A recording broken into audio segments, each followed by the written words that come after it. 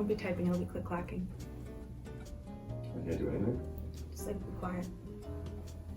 I love you. You're just gonna watch me?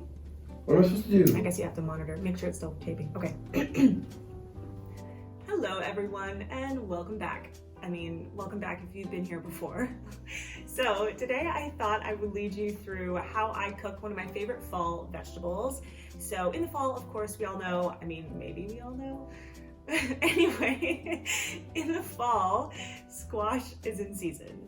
So I just picked this acorn squash up at my local farmer's market on Saturday.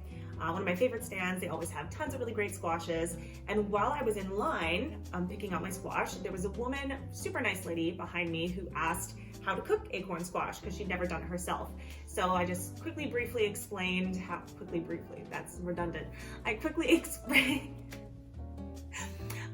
explained how I do it, and I quickly explained how I do it, so I thought I would show you guys too, just in case you would like to learn it yourself. So I'm going to do a maple roasted acorn squash today. This is just, again, how I do it. There's plenty of different ways you can do a squash. Super quick, super easy, and super healthy on its own as a side, or you can throw this squash on top of a salad or mixed in some kind of bowl, or however you prefer to eat your vegetables. Anyway, let's jump right into it. So before you start, you want to make sure your squash is clean because you can eat the skin of an acorn squash, which is great because with the ridges here, it's super hard to peel. So you probably want to eat the skin to make your life easier. So I'm gonna slice mine up. I have a very poor, dull knife here, so it's gonna look more challenging than it is. I promise it is not that hard to cut a squash, as hard as I'm going to make it look. So you just want to start by tipping and tailing your squash. Oh my gosh, my whole table is shaking with the struggle of this knife. I'm gonna stand for some better traction here. You can stay seated. So you're gonna start by, oh my gosh, I have to go do this on the kitchen counter. But what I'm gonna do is I'm gonna tip and tail the squash. Then I'm gonna slice it in half, and then I'm gonna slice it into strips. I'm gonna do that over there. Actually, you know what? I'm gonna take the camera to the counter. Give me a second. Okay, that's better. We've got a more sturdy surface here. So you're gonna tip and tail it, like so.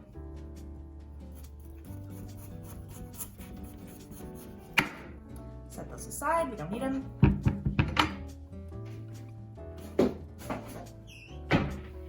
Then you're gonna slice it in half.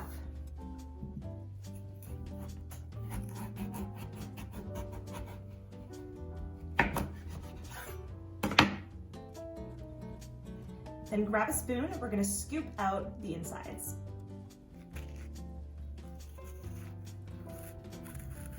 All right, then from there, you're gonna place them face down and slice it across in equal strips. So the thicker the squash, the longer it's gonna take to roast. I'm doing this for lunch, so I wanna do it on the quicker side. I'm gonna do thinner strips just for time's sake. Don't copy my chopping skills, okay? I probably chop in a very unsafe manner.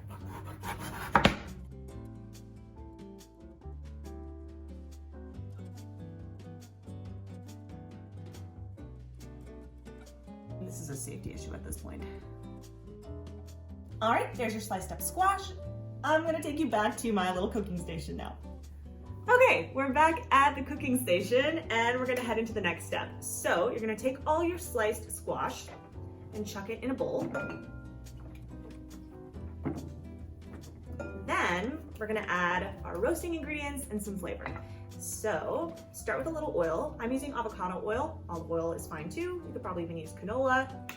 So I would guess around 1 to 2 tablespoons, depending on how much squash you're roasting. You just wanna make sure that all of the squash has a little bit of an even coating. Then, of course, we're doing maple roasted squash, so we're gonna add some maple syrup.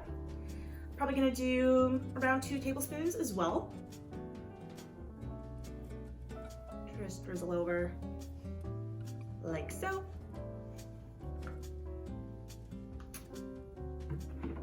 Then We're gonna add a little bit of cinnamon for some warm fall flavor. Around 1 teaspoon tops, half a teaspoon, depending on how much cinnamon you want. As usual, I like to cook eyeballing things. Then we're gonna add a little bit of salt, of course, oops, and some pepper.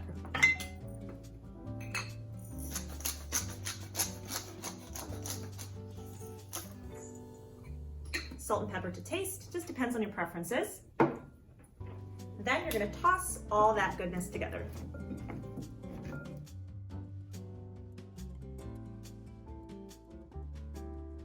Once everything is evenly coated, you're gonna chuck your squash on a baking sheet.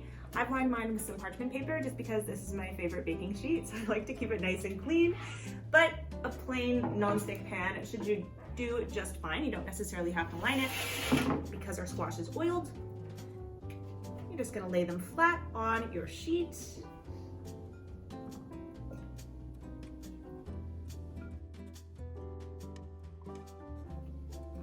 All right, once that's done, you're gonna chuck them in the oven. I usually roast my vegetables, well, my squash that is, at around 400 degrees Fahrenheit. I would guess by the thickness of how I cut this, it'll take around 30 minutes to roast up nice and soft.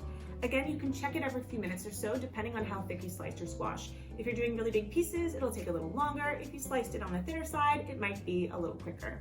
So into the oven these go, and I'll check back in with you later. Okay, it's been exactly 30 minutes. Once the squash is fork tender, then you know it's done. So I've just thrown mine on top of a nice kale salad for lunch. I've got some kale, also from the farmer's market in there, some chopped pecans, some fresh cranberries, some diced Granny Smith apple, and then I did a maple tahini dressing before I topped it with my squash. And there's also some bacon in there for a little bit of protein. All right, that's pretty much it. Like I said, it's super easy and there's a lot of options you have with a nice roasted squash. So give it a try and I hope you enjoy.